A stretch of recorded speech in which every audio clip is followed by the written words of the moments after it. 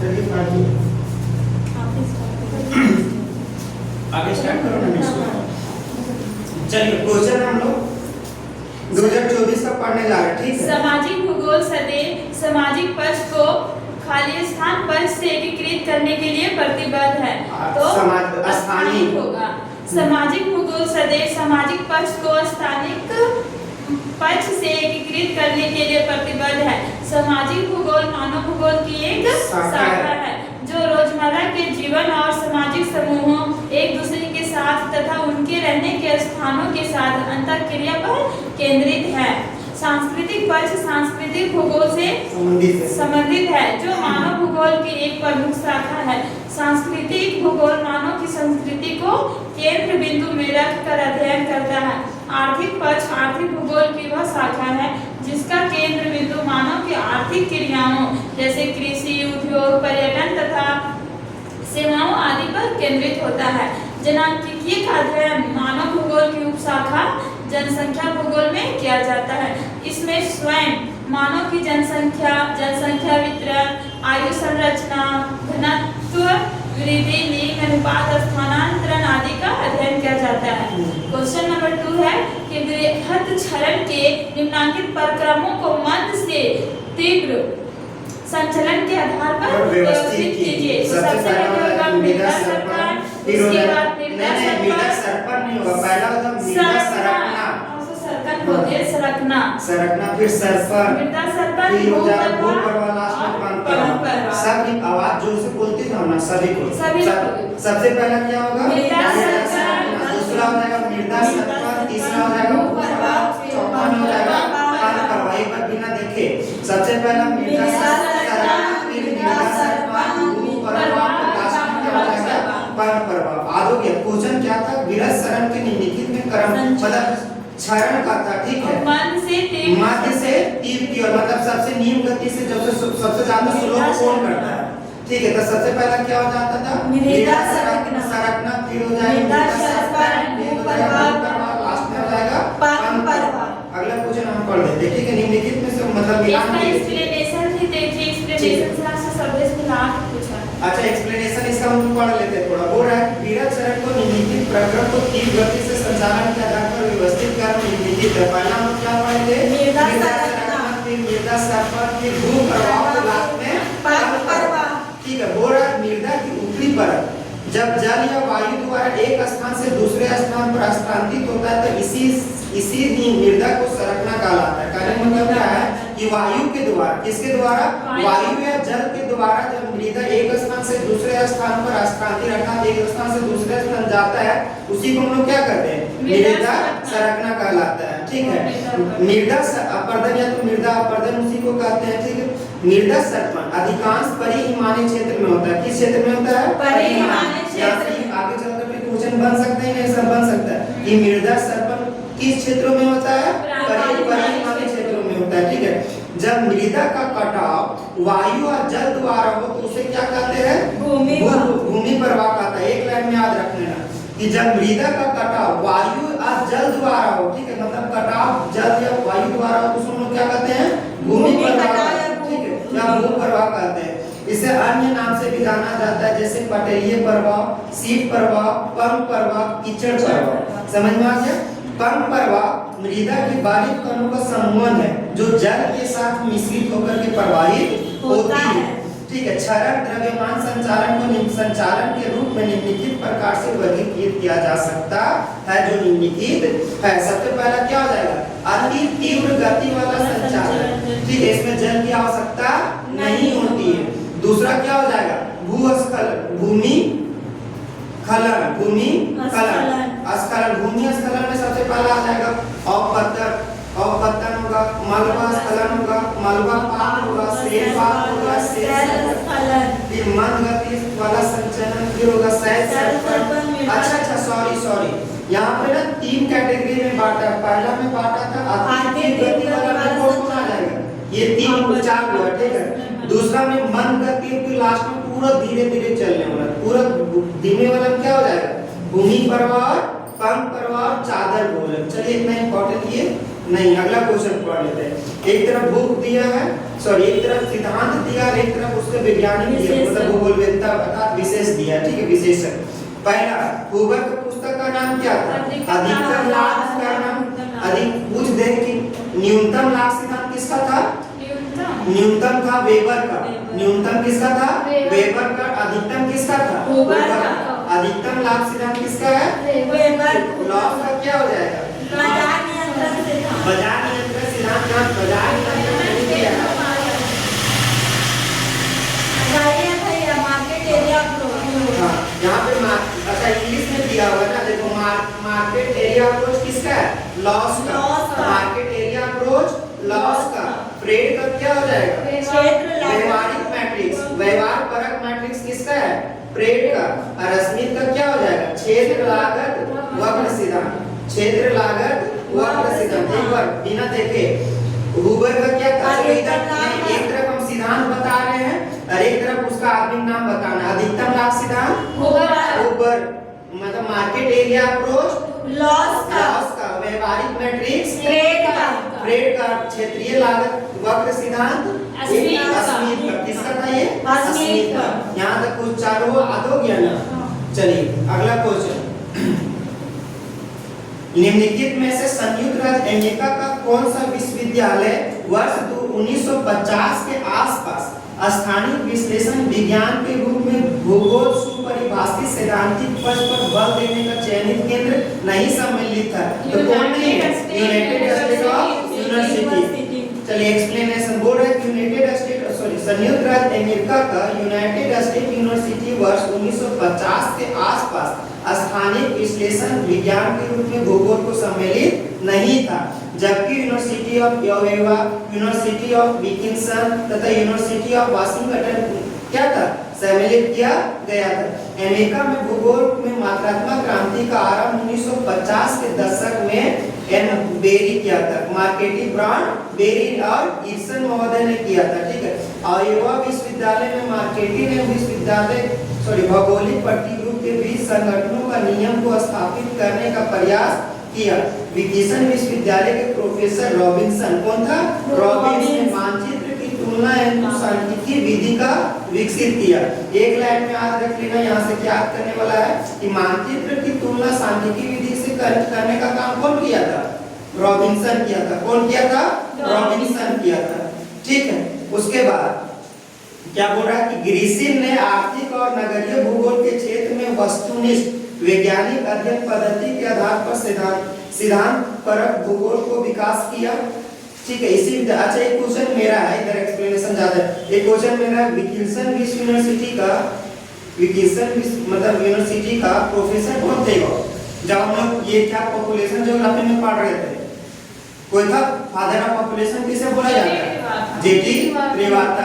Jetty त्रिवार्ता क्या थे? Wilson university का प्रोफेसर थे। उन्होंने एक क्वेश्चन है कि त्रिवार्ता ने अमेरिका जनसंख्या संघ के अध्यक्ष थे ना, कब थे? क्वेश्चन ये कब थे? कब थे? 1953। कब थे? 1953 में। कब थे? 1953 में, ठीक है। उसके बाद इनका पुस्तक का नाम क्या था? केस ऑफ स्टडी या केस स्टडी फॉर पॉपुलेशन। अगला क्वेश्चन देख लीजिए। बोल रहा है कि भारत में कोटि आकार नियम लागू होने वाला प्रतीत होता है। कौन सा लागू प्रतीत होता है? राजस्थान। कौन सा होता है? राजस्थान। भारत में कोटि आकार नियम राज्य में लागू होता प्रतीत किसका होता है? चलिए कोटि आकार नियम कौन दिया? नियम दिया है जेके और विचारधारा दी है ऑथर बैंक्स। कौन दिया है? Author banks. कौन दिया हुआ है? आयर बैंक्स। कब दिया था? 1913 में। कब? 1913 में। जेके जी कब दिया था? 1949 में, ठीक है। और private city mark Jefferson 1939। Mark Jefferson 1939, ठीक है। अगला क्वेश्चन। स्टॉलर की विधि अनुसार चर्चित संरचनाओं को अपवर्ग कर्म को चिन्हित कीजिए। क्या हो जाएगा ये? सेकंड थर्ड कर्म हो जाएगा। कौन कर्म हो जाएगा? थर्ड हो जाएगा।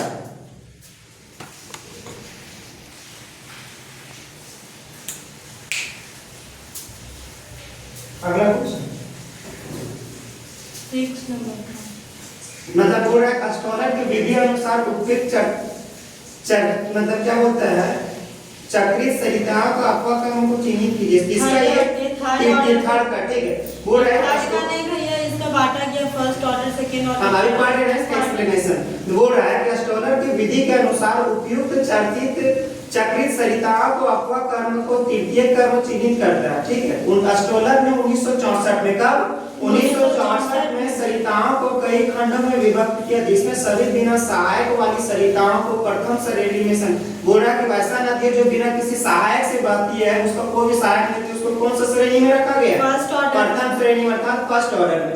इनमें सभी वन संख्या पद्धति की जाती है। जब प्रथम श्रेणी की दो सरिताएं खंड आपस में मिलती है तो संगम के नीचे द्वितीय श्रेणी की आविर्भाव होता है उसे दो संख्या प्रदान की जाती परंतु जहां पर द्वितीय श्रेणी को दो सरिताएं खंड आपस में मिलती थी वहां तक श्रेणी का निर्माण होता है। उस प्रकार अस्टोलर की विधि के अनुसार प्रथम श्रेणी के छोड़ करके सरिताओं को वास्तविक लंबाई और उद्गम स्थल अंकित करने का प्रयास नहीं किया जाता। ये किसका है ENIJ बराबर सिग्मा किसका था ये मानक विचलन का क्वेश्चन हम लोग अगर भी पूछा था। ये किसका है मानक विचलन का ठीक है। अगला क्वेश्चन देख लीजिए।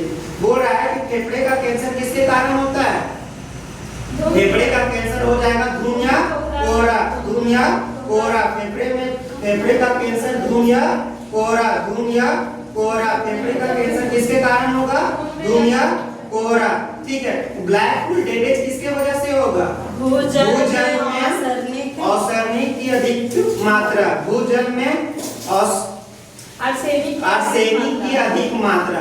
त्वचा में कैंसर किसके कारण हो जाएगा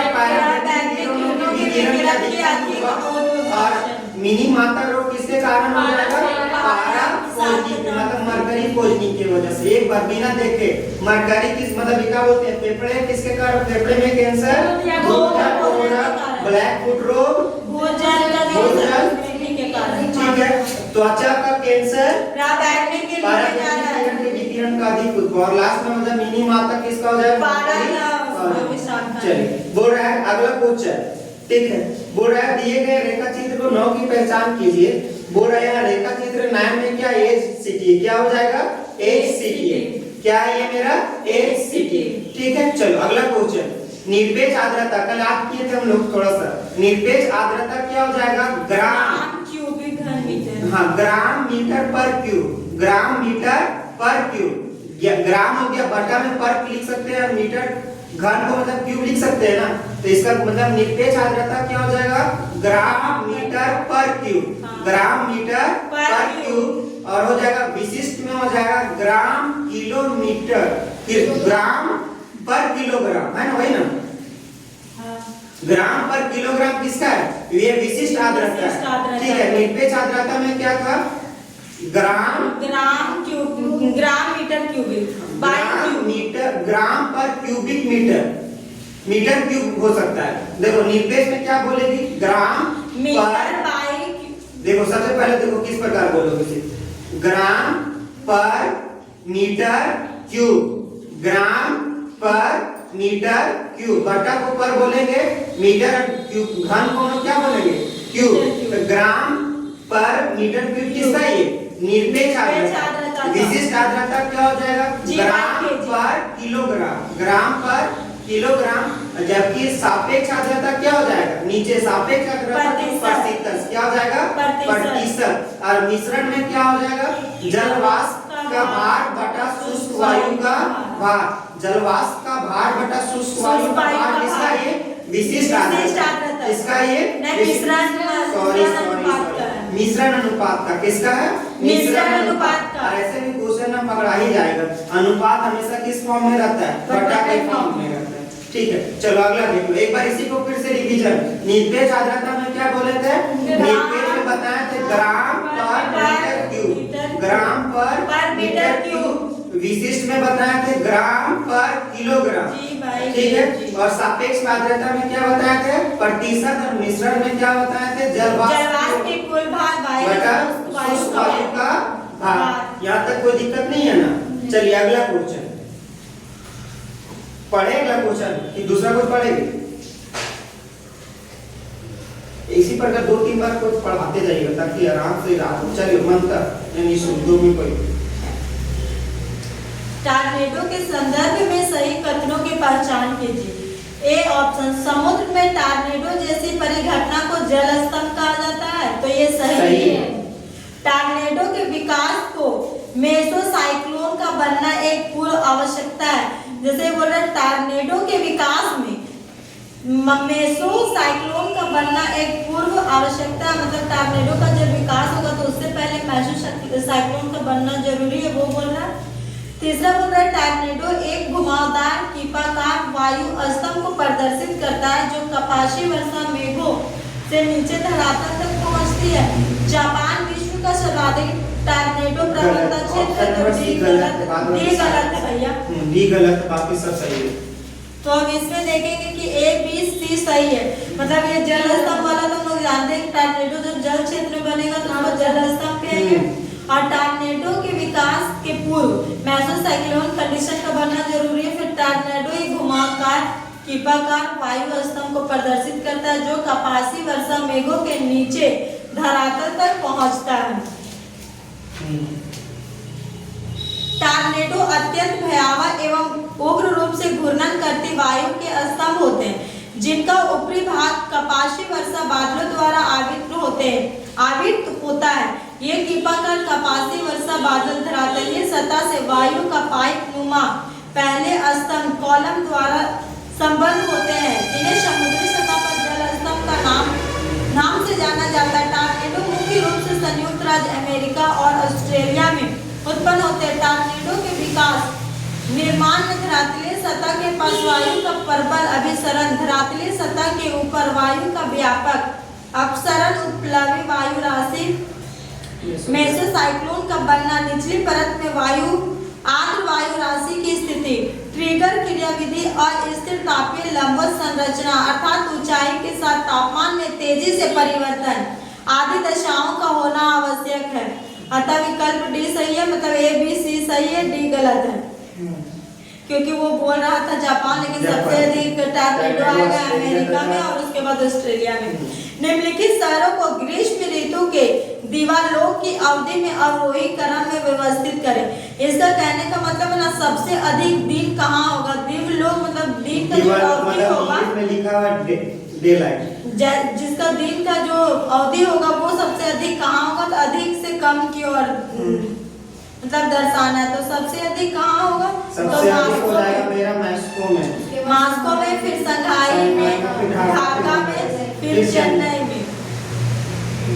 ग्रीष्म ऋतु में दिवालोक की अवधि के आधार पर शहरों का सही अवरोही क्रम, सबसे ऊपर मास्को, फिर शंघाई, ढाका, चेन्नई। कर्क संक्रांति के समय पृथ्वी का उत्तरी ध्रुव सूर्य की ओर झुका रहता है, अतः ज्यों त्यों हम पृथ्वी भूमध्य रेखा से ध्रुव की ओर बढ़ते हैं त्यों त्यों अक्षांशों का अधिकाधिक भाग सूर्य के सामने होता है और दिन की अवधि में वृद्धि होती है। उत्तरी ध्रुव में 6 माह तक सूर्य के सामने रहता है, वहाँ दिन 6 माह का होता था। विकल्प ए सही। इसका कहने का मतलब क्या पता है? जैसे हम ध्रुव की ओर बढ़ रहे हैं तो हम सूर्य के समीप भी तो जा रहे हैं, तो दिन का जो अवधि है वो बढ़ेगा। इसलिए देखिए सबसे नीचे क्या है? चेन्नई है, चेन्नई के बाद क्या है? ढाका, उसके ऊपर क्या? शंघाई है, उसके ऊपर क्या? मास्को है।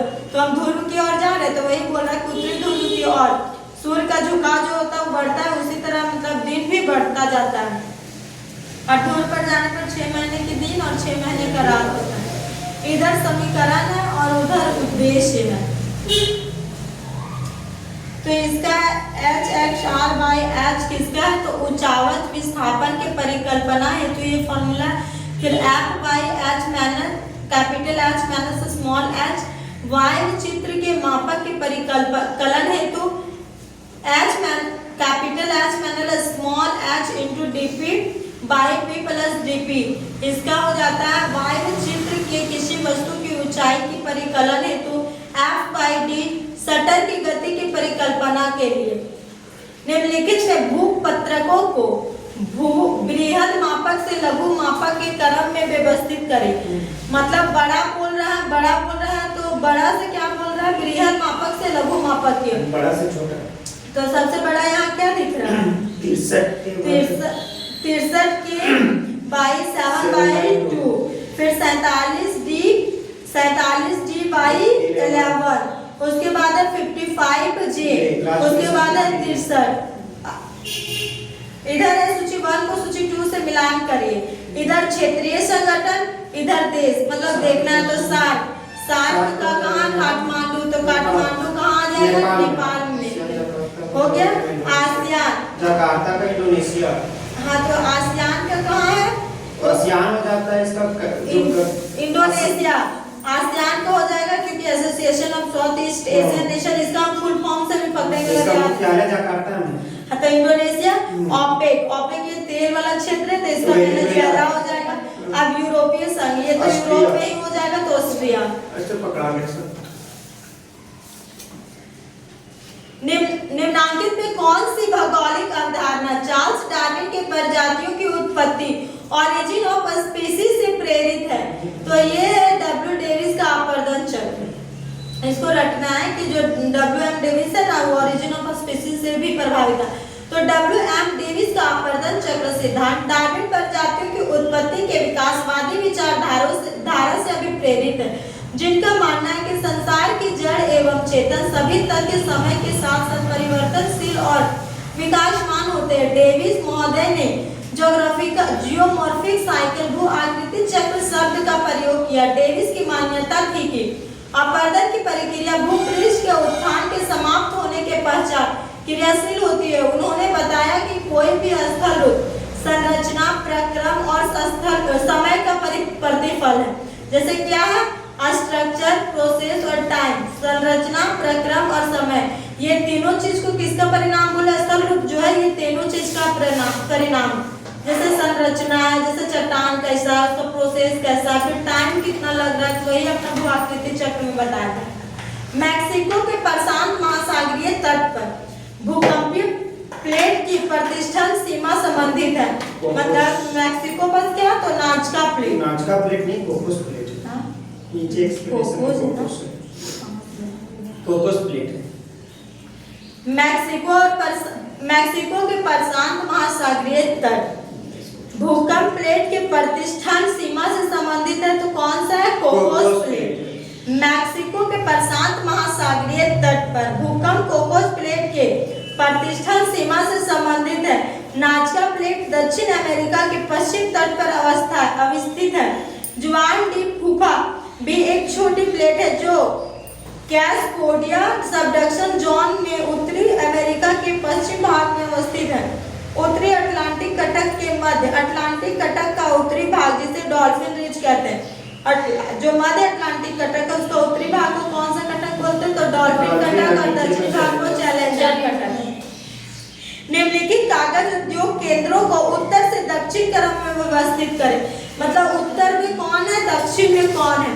तो ए सबसे पहले क्या आ जाएगा? नैनी है, उसके बाद नांदेड़ है, उसके बाद करनूल है, उसके बाद पुनालूर है। नहीं, पुनालूर है भैया। पुनालूर सबसे लास्ट में है। हाँ, तो यहाँ हो जाएगा उपयुक्त दिए गए कागज उद्योगों को उत्तर से दक्षिण। तो सबसे पहले नैनी जो उत्तर प्रदेश में है, नांदेड़ महाराष्ट्र में, कुर्नूल आंध्र प्रदेश में है, पुनालूर केरल में है। तड़ित झंझा की बारंबारता में सर्वाधिक होती है। तो क्या होती है? डोलड्रम क्षेत्र में सर्वाधिक तड़ित झंझा की बारंबारता होती है। तड़ित झंझा की बारंबारता डोलड्रम में सर्वाधिक होती है। तड़ित झंझा का संबंध उच्च तापमान, उच्च आर्द्रता तथा उच्च अभिसरण से अधिक होने से भूमध्य रेखीय प्रदेशों में इनके लिए सर्वाधिक आदर्श स्थान होते हैं। इसमें हवाओं की गति नीचे से ऊपर की ओर संवाहिनी होती है। उपध्रुवीय क्षेत्र का विस्तार दोनों की ओर दोनों गोलार्धों में 60 से 65 डिग्री अक्षांशों के बीच पाया जाता है। इन क्षेत्रों में वर्षा पछुआ पवनों के द्वारा 100 से 125 सेंटीमीटर तक होती है। इसे द्वितीय अधिकतम वर्षा पेटी की संज्ञा दी जाती है। अर्ध अक्षांश का विस्तार दोनों गोलार्धों में 30 से 35 डिग्री अक्षांशों के मध्य पाया जाता है। यहाँ पर वर्षा का वार्षिक औसत 25 सेंटीमीटर से कम है। ध्रुवीय क्षेत्र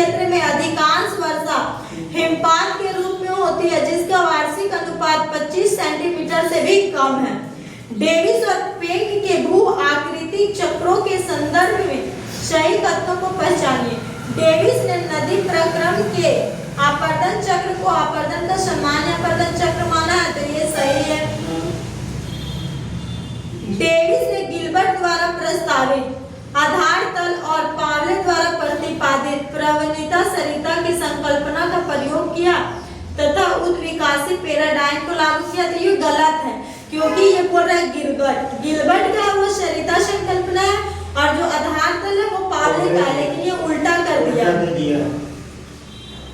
पेंक मॉडल के समरूपी दृश्य भूमि विकास के चरण के द्वितीय चरण में निरपेक्ष वृद्धि होती है तथा सापेक्ष उच्चावच भी इसी दर से वृद्धि होती है। डेविस ने ढाल पतन की अवधारणा का प्रतिपादन किया है, तो हाँ ये सही है। तो ए और बी अभी तक पता चला है। एक लाइन में से पकड़ने का तरीका, जहाँ जहाँ बी दिख रहा सबसे पहले छोड़ा, देखो सबसे पहला ये और सी तो खत्म हो गया, हमें आंसर या तो बी हो सकता है या तो ऑप्शन डी हो सकता है। पकड़ने का तरीका से तो हम लोग को सी थोड़ा सा एक बार आसानी से देखना है। एक मॉडल के समरूपी वृद्धि विकास के चरण को द्वितीय चरण के, इसका आंसर हो जाएगा ए और डी। पढ़ो निश्चय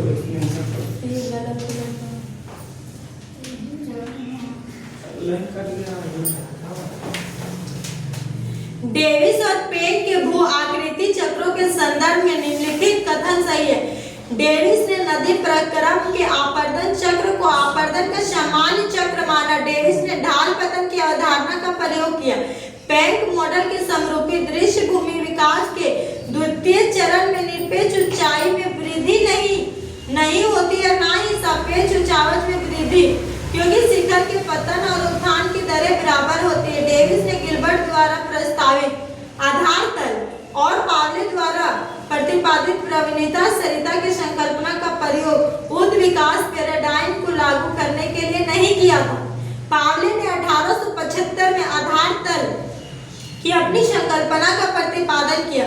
पावले के अनुसार सागर तल मुख्य आधार तल को प्रदर्शित करता है, जिसके नीचे शुष्क स्थल खंड आपर्दन नहीं हो सकता। गिलबर्ट महोदय ने नदी के वेग तथा नदी परिवहन शक्ति के बीच के संबंध आधार पर एक सिद्धांत का प्रतिपादन किया, जिसे गिलबर्ट का छठी शक्ति का सिद्धांत कहा जाता है। इस सिद्धांत के अनुसार नदी का परिवहन शक्ति उसके वेग की छठी शक्ति के अनुपात होता है। गिलबर्ट ने स्थल रूपों एवं प्रक्रम के विश्लेषण में वैज्ञानिक पद्धति का प्रयोग किया, जिसके अंतर्गत गुण के स्थान पर मात्रा पर जोर दिया जाता है। उन्होंने भौमिकीय प्रक्रमों के विश्लेषण में ऊष्मागतिकी प्रतिरूप का प्रयोग किया। डेविस ने स्थल रूपों के विकास से संबंधित सर्वप्रथम वास्तविक सामान्य सिद्धांत का प्रतिपादन किया। इनका भू आकृति सिद्धांत कई सिद्धांतों का एक समूह है। इनमें 3 प्रमुख है: सरिता जीवन का पूर्ण चक्र, भौगोलिक चक्र, ढाल विकास का सिद्धांत। डेविस ने स्थल रूपों के विकास में चक्रीय पद्धति का अवलोकन ऐतिहासिक परिवेश में किया। उन्होंने बताया कि स्थल रूपों का निर्माण एवं संरचना प्रक्रम समय का प्रभाव है। झांसी के ऊपर एक वर्ष में सूर्य की किरणें कितनी बार ऊर्ध्वाधर होती है? एक बार भी नहीं। बोल रहा है कि झांसी के ऊपर एक वर्ष में सूर्य की किरणें कभी नहीं ऊर्ध्वाधर होती है, क्योंकि यह 23.5 डिग्री नॉर्थ कर्क रेखा के उत्तर में लगभग 25.4 डिग्री नॉर्थ पर स्थित है। इसलिए ऊर्ध्वाधर नहीं चमकती है, कर्क रेखा से ऊपर में स्थित है। कर्क रेखा भारत के कितने राज्यों से गुजरती है? 8 राज्यों से। कौन-कौन? गुजरात, राजस्थान, मध्य प्रदेश, छत्तीसगढ़, झारखंड, पश्चिम बंगाल, मिजोरम। एक बार फिर से। गुजरात, राजस्थान, मध्य प्रदेश, छत्तीसगढ़, झारखंड, पश्चिम बंगाल, त्रिपुरा, मिजोरम। भारत में जनसंख्या नीति उपायों के संबंध में सही कथनों की पहचान कीजिए। तो ए नंबर है कि परिवार नियोजन तरीकों को अपनाए जाने की दर बिहार में केरल की तुलना में 2 गुनी है। तो यह नंबर ऐसे गलत हो गया है। विस्तार उपागम का उद्देश्य संदेश तथा सेवाओं को देश के दूर दराज क्षेत्रों में लोगों तक पहुंचाना था। तो सही है। कैफेटेरिया उपागम का अभिप्राय परिवार नियोजन कार्यक्रम को आवश्यक उपाय के रूप में अधिरोपित करना था। तो ये भी गलत है। डी में बोल रहा है कि नई राष्ट्रीय जनसंख्या नीति 2000 में शिक्षा तथा स्वास्थ्य क्षेत्रों के विकास पर ध्यान दिया गया था। तो सही है। एक्सप्लेनेशन है कि भारत में जनसंख्या नीति के उपायों में विस्तार उपागम का उद्देश्य संदेश तथा सेवाओं को देश के दूर दराज क्षेत्रों में लोगों तक पहुंचाना था तथा नई राष्ट्रीय जनसंख्या नीति 2000 में शिक्षा तथा स्वास्थ्य क्षेत्रों के विकास पर ध्यान दिया गया था। राष्ट्रीय जनसंख्या नीति 2000 में 14 वर्ष से कम प्रति हजार में 30 से कम करना 14 वर्ष से कम आयु के बच्चों को निःशुल्क शिक्षा प्रदान करने, शिशु मृत्यु दर को प्रति 1000 में 30 से कम करना, व्यापक स्तर पर टीका रोधी बीमारियों से बच्चों को छुटकारा दिलाने, लड़कियों को शादी की उम्र को बढ़ाने के लिए प्रोत्साहित करने तथा परिवार नियोजन को एक जन केंद्रित कार्यक्रम बनाने के लिए नीतिगत ढांचा प्रदान करती है। परिवार नियोजन तरीकों को अपनाए जाने की दर बिहार में केरल की तुलना में आधी है, न कि 2 गुनी है। कैफेटेरिया उपागम का अभिप्राय परिवार नियोजन कार्यक्रम के लिए सरकार द्वारा अपनाई गई रणनीति है। इस दृष्टिकोण का उद्देश्य जनसंख्या नियंत्रण के लिए सभी वैज्ञानिक रूप से स्वीकृत गर्भ निरोधकों का उपयोग करना है। मतलब बी और डी सही है। निम्नांकित देशों को वर्ष 2022 में उनके जनसंख्या घनत्व के आधार पर आरोही क्रमानुसार बढ़ते क्रम में व्यवस्थित कीजिए। तो पहले हो जाएगा भूटान, मोनाको सबसे अधिक होगा। आरोही बोल रहा है, बढ़ते क्रम सबसे छोटा Switzerland, Bhutan, Switzerland, Bhutan, Switzerland, Bangladesh और लास्ट में मोनाको। अगर ये अपोजिट पूछ देता तो ये मोनाको, बांग्लादेश, स्विट्जरलैंड और भूटान हो जाता। सही कथन की पहचान कीजिए। प्रजाति केंद्रितवाद शब्दावली को विलियम ग्राहम समर द्वारा निरूपित किया गया था। तो सही है। ब्लास ने कहा था सांस्कृतिक परिदृश्य संस्कृति समूह द्वारा प्राकृतिक परिदृश्य से निर्मित होता है। सांस्कृतिक कारक प्राकृतिक क्षेत्र माध्यम है, सांस्कृतिक परिदृश्य परिणाम है। तो ये गलत है। भारत में जनजातीय समाजों की सामाजिक अपवर्जकता के बजाय आत्मसातकरण पर बल दिया गया। ये भी गलत है। हैंसन तथा मैकडोवेल ने लैंगिक संबंधों में असमानताओं को उजागर किया जो संस्कृति, समाज तथा स्थानों को आधार प्रदान करते हैं। तो ये सही है। प्रजाति केंद्रित वाद शब्दावली को विलियम ग्राहम समर द्वारा निरूपित किया गया था। सांस्कृतिक परिदृश्य संस्कृति समूह द्वारा प्राकृतिक परिदृश्य से निर्मित होता है। संस्कृति कारक है, प्राकृतिक क्षेत्र माध्यम है, सांस्कृतिक परिदृश्य परिणाम है। यह कथन कार्ल सावर द्वारा दिया गया था। जो यहाँ पे बी नंबर है ना, तो राष्ट्र द्वारा वो कथन कार्ल सावर के द्वारा दिया गया था। भारत में जनजातीय समाजों की सामाजिक अपवर्जकता के निवारण के लिए पृथकता तथा एकीकरण के बजाय आत्मसातकरण पर बल नहीं दिया गया था। यह कथन गलत है। हैंसन तथा मैकडोवेल ने लैंगिक संबंधों में असमानताओं को उजागर किया जो संस्कृति, समाज तथा स्थानों को आधार प्रदान करते हैं।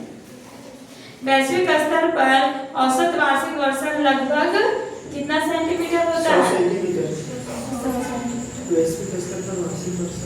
वैश्विक स्तर पर औसत वार्षिक वर्षा लगभग 100 सेंटीमीटर है, जो पृथ्वी पर असमान रूप से वितरित है। सबसे अधिक वर्षा वाले क्षेत्र भूमध्य रेखीय एवं दक्षिण पूर्वी एशिया के मानसूनी क्षेत्रों में पाए जाते हैं, जबकि सबसे कम वर्षा मरुस्थलीय क्षेत्रों एवं ध्रुवीय क्षेत्र में पाए जाते हैं। सबसे अधिक वर्षा कहाँ होता है?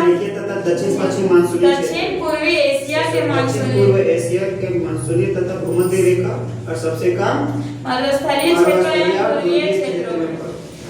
चलिए अगला क्वेश्चन। भारत की जनगणना 2011 के अनुसार राज्य में अनुसूचित जातियों की संख्या का प्रतिशत अनुपात सर्वाधिक था, तो कौन सा राज्य में था? पंजाब। यहाँ पे अनुसूचित जाति का अच्छा एसटी। अच्छा यहाँ पे अगर मध्य प्रदेश रहता है ना, ऑप्शन में भी मध्य प्रदेश रहता तो आंसर मध्य प्रदेश हो जाएगा। अनुसूचित जाति का प्रतिशत बोल रहा, जनजाति नहीं बोल रहा। मध्य प्रदेश में तो जनजाति तो है। अनुसूचित जनजाति जाति उत्तर प्रदेश में सबसे ज्यादा, जनजाति मध्य प्रदेश में। अरे एसटी और एससी के बारे में कर रहे हैं ना? नहीं यार, एसटी एससी का कोई बात नहीं है। अनुसूचित जाति एसटी एससी का बात नहीं। अरे अनुसूचित जाति को ही एससी कहते हैं, शेड्यूल कास्ट। तो इसका सर्वाधिक प्रतिशत कहाँ जाएगा? पंजाब में। अच्छा प्रतिशत में पूछा है, जनसंख्या से सबसे ज्यादा पूछ देता तो कहाँ पे? उत्तर प्रदेश में। अच्छा ठीक है, प्रतिशत में पंजाब में।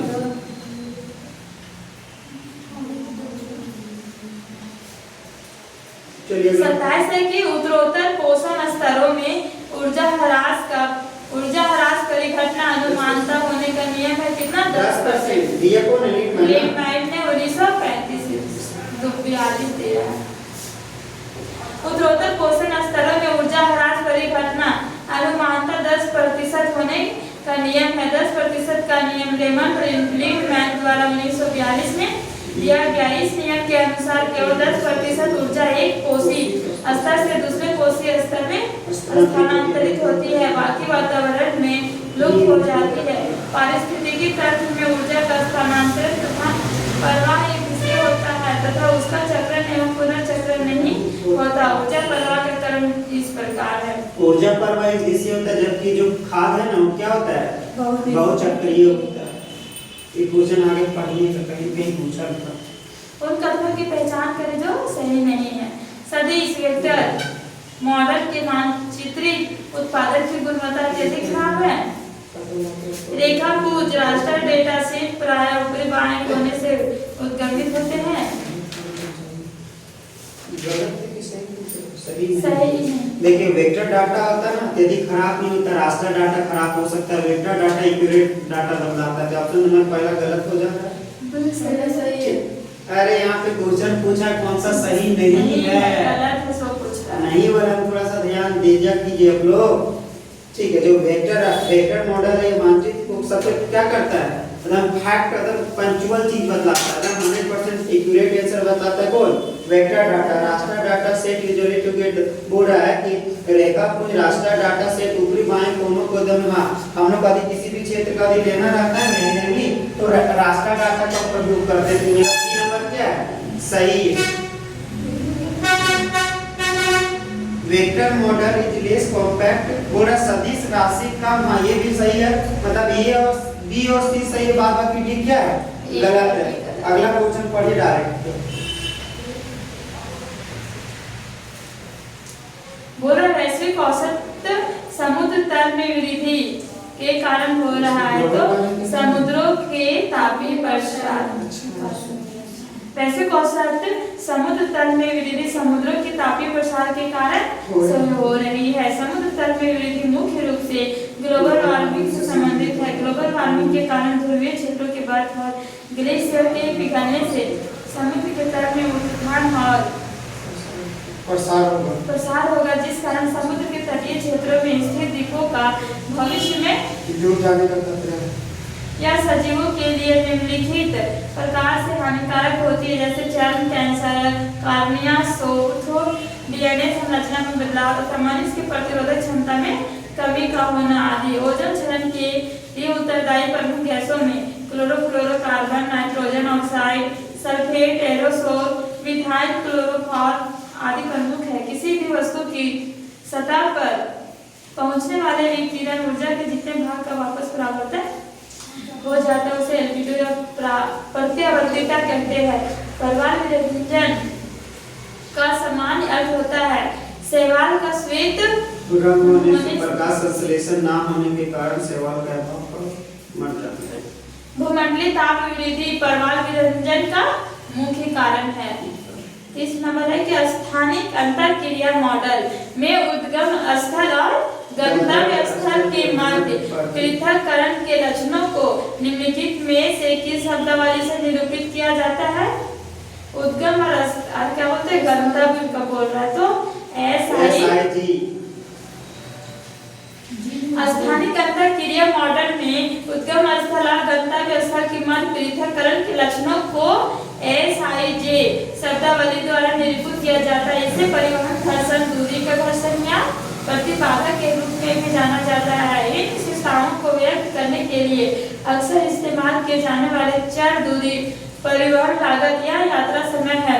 स्थानिक अंतर क्रिया मॉडल को उलमैन द्वारा प्रतिपादित किया गया था। इसकी मूल धारणा यह है कि परिवहन मूल स्थानों की विशेषताओं, गंतव्य स्थानों की विशेषताओं और संबंधित मूल और गंतव्यों के बीच की दूरी के घर्षण का एक कार्य है।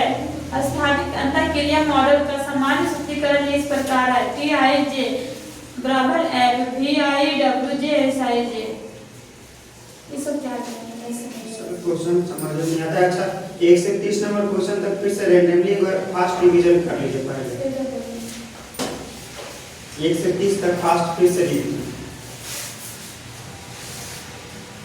रिवीजन, ठीक है? करोगे? हमने करा है फास्ट रिवीजन। बोल रहा है कि सामाजिक भूगोल सदैव सामाजिक पक्ष को क्या था? स्थानिक क्या था? स्थानिक अभिरत संचरण को हम तीर से मतलब मन से तीव्र गति में देख लेते क्या था? सबसे पहला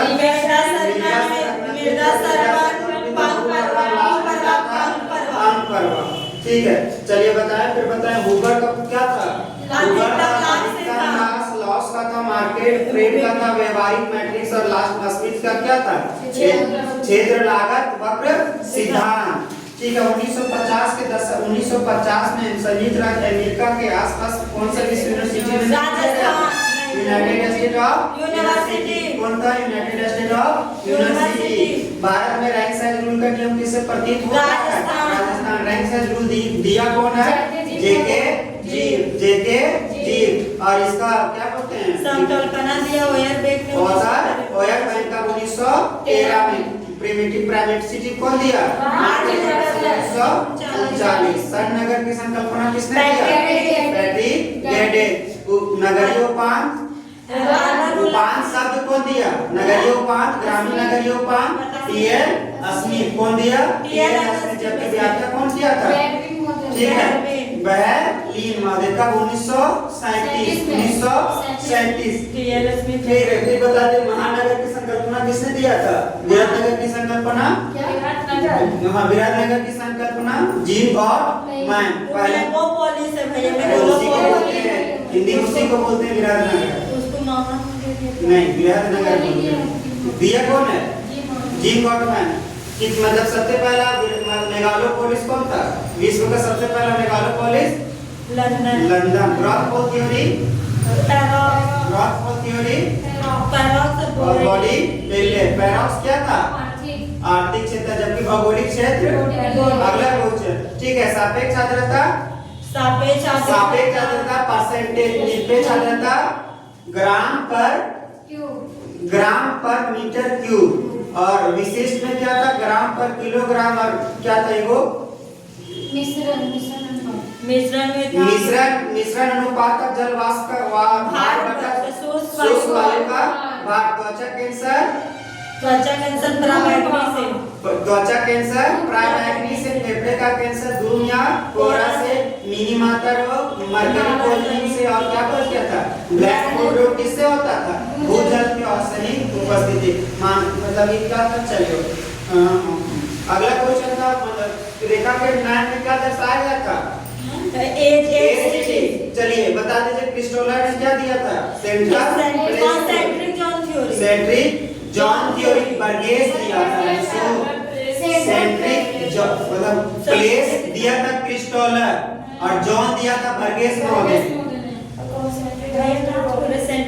सेंट्रल प्लेस क्रिस्टोलर, और जॉन पूछ देगा तो कॉन्सेंट्रिक जॉन थ्योरी बर्गेस में कितना मतलब कितना जॉन है? पहला सीबीडी, दूसरा संक्रमण, तीसरा मजदूर वर्ग, चौथा रियासी मकान, और पांचवा कंप्यूटर जॉन। चलो, तो क्रिस्टोलर ने कहा था अमेरिका का जर्मनी का बेवेरिया प्रांत। क्रिस्टोलर कहाँ था? बावेरिया प्रांत। जर्मनी का बावेरिया। इसका प्रमुख पुस्तक क्या था? Very good. इसका K3 K3 K4 प्रशासनिक। चलिए इसका आलोचना कौन किया था? इसका आलोचना कौन किया? चलिए CBD शब्द का प्रयोग जबकि इसका व्याख्या मर्फी एवं फांस महोदय ने। ठीक है, चलो इतना तो चलो। उसकी खंड सिद्धांत होमर होए। बहुनाभिकीय सिद्धांत हैरी सेवन उलमैन। नगर प्रदेश की संकल्पना डिकिंसन एवं हैरिस। चलिए ये क्या बोलते हैं नगर प्रदेश की? चलो पृष्ठीय मतलब क्या बोलते हैं ये? हिंडर प्रदेश, हिंडरलैंड पृष्ठीय भूमि। हिंडरलैंड की संकल्पना HF ग्रीन। H से हिंडर, H से ग्रीन से हिंडर। चलिए यहाँ तक आ दो क्या ना? चलो फिर से आज होगा दिमाग में 3-4 क्वेश्चन और हो जाएगा। चलो टर्नेडो के संबंधित में सबसे पहला कौन सा सही था? टर्नेडो बनता कहाँ है? टर्नेडो सबसे अधिक बनता कहाँ है? बनता कहाँ है? ऑस्ट्रेलिया तथा अमेरिका में। ऑस्ट्रेलिया तथा अमेरिका में। चलिए ये क्वेश्चन इंपॉर्टेंट है, पढ़ते जाएंगे। सबसे पहला सबसे ज्यादा दिन कहाँ होगा? भूमध्य रेखा से जितना दूरी पर है, ये ऑप्शन नहीं। भूमध्य रेखा से जितना दूर है उसमें क्या होगा? दिन की मात्रा अधिक होगा। इसका ऑप्शन के अनुसार सबसे ज्यादा कौन था? मॉस्को। उसके बाद शंघाई। उसके बाद ढाका। उसके बाद चेन्नई। मॉस्को किसकी राजधानी है? रूस की। शंघाई कहाँ है? चीन में। ढाका बांग्लादेश की राजधानी। चेन्नई कहाँ है? भारत में। ठीक है, चलिए फिर सार्क की राजधानी काठमांडू। सार्क की राजधानी मतलब हेडक्वार्टर। सार्क का हेडक्वार्टर काठमांडू। आसियान का हेडक्वार्टर जाकार्ता। ठीक। ओपेक का वेनेजुएला। और यूरोपियन संघ का ऑस्ट्रिया। यूरोपियन संघ का ऑस्ट्रिया। चलिए डार्विन बोल रहा है कि मतलब डार्विन का प्रजातीय सिद्धांत से प्रेरित कौन थे? डेविस का प्रजनन चक्र था। मैक्सिको का प्रशांत महासागर का भूकंप प्लेट किसका प्लेट था? Cocos plate. ठंडी जड़ता ग्राम वार्ता कहाँ होती है? डोलरम के क्षेत्र में। कहाँ होती है? डोलरम के क्षेत्र में। ठीक है। उद्योग कागज उद्योग के उत्तर से दक्षिण सबसे उत्तर में कौन सा है? नैनी। सबसे उत्तर में नैनी। उसके बाद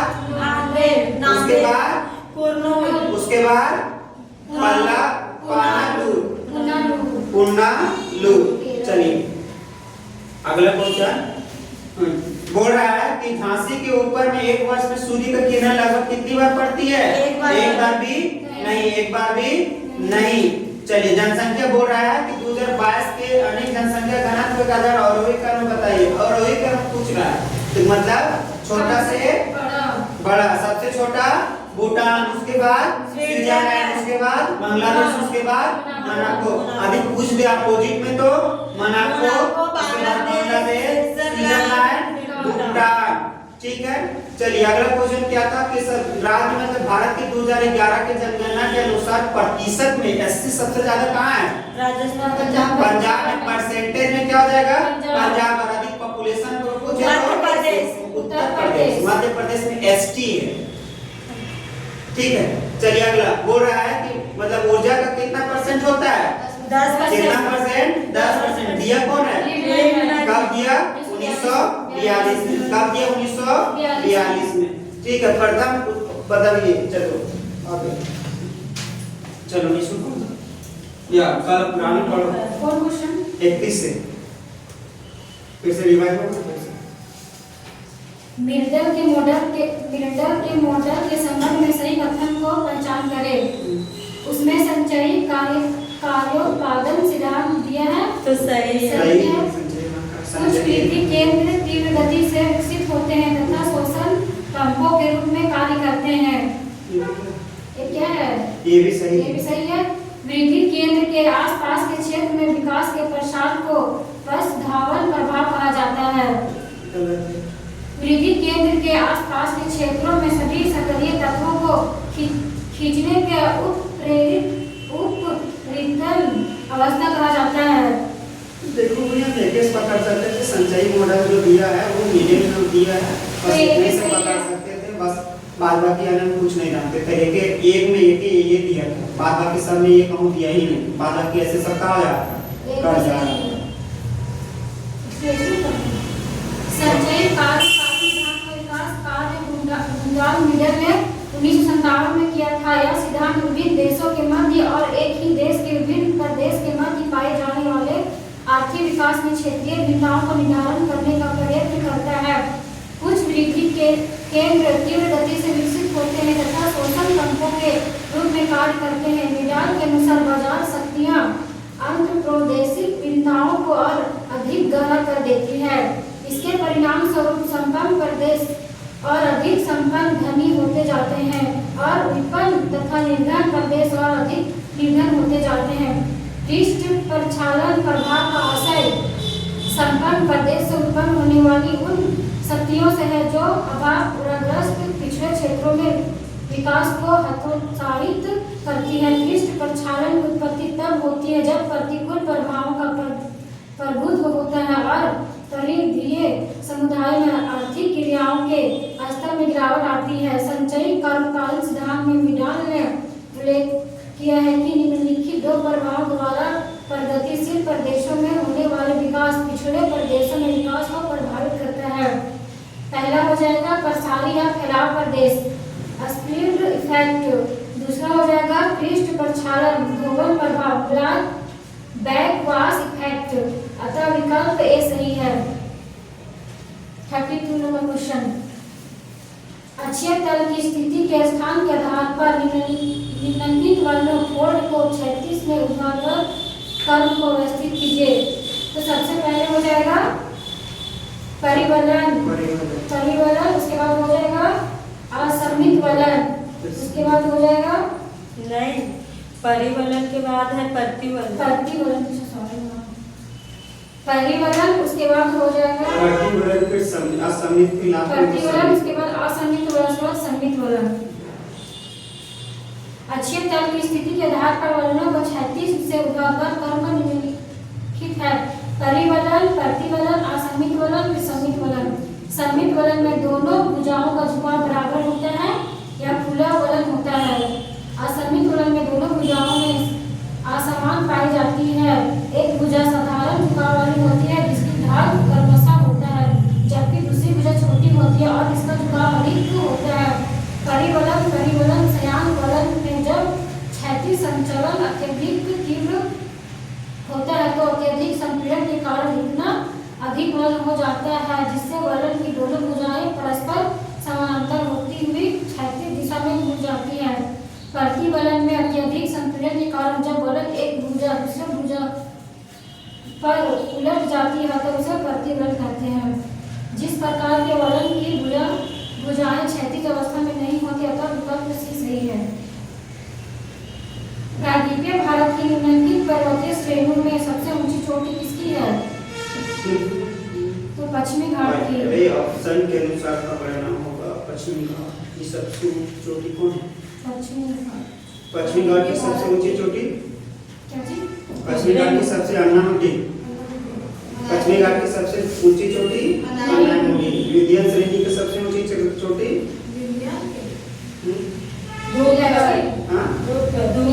धूपगढ़ सतपुड़ा का है। अरावली की सबसे ऊंची चोटी गुरु शिखर। विंध्य वाला हमको भी नहीं आता। मैकाल अलग अलग श्रेणी है।